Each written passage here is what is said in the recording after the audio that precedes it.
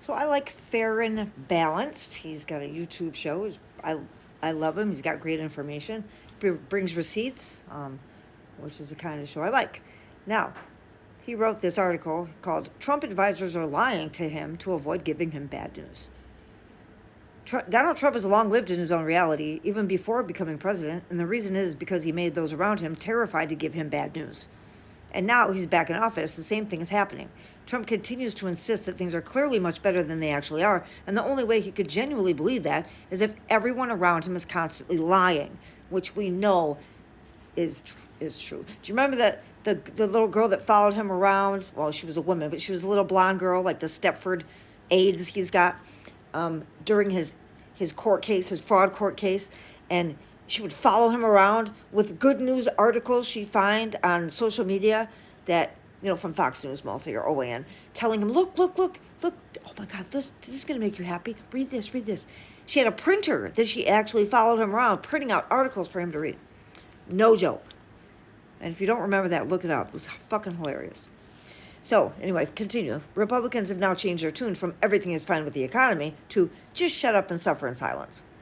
Republican Senator Tommy Tuberville is leading the charge, telling Americans last week that they're going to have to suffer because, as he put it, no pain, no gain. Like it's a workout? Tuberville compared struggling families to weightlifters. I guess it is.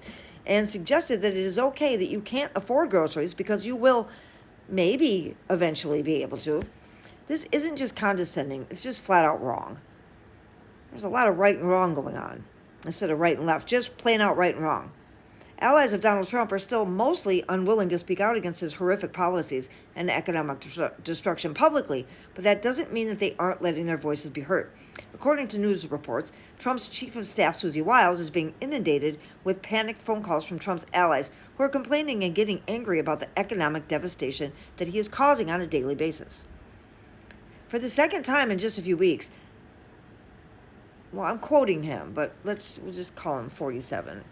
For his purposes, you know who I'm talking about, because I hate saying his name, wants to know what idiot signed a trade deal with Canada that allows them to take advantage of the United States and also to supply us with energy. The trade deal he's referring to is the USMCA, which was signed into law in 2020 by him. He is the idiot that he keeps looking for. He's just too much of an idiot to understand that he's the answer to his own question. I love Fair and Balanced. I hope you got a kick out of that. It was kind of cool.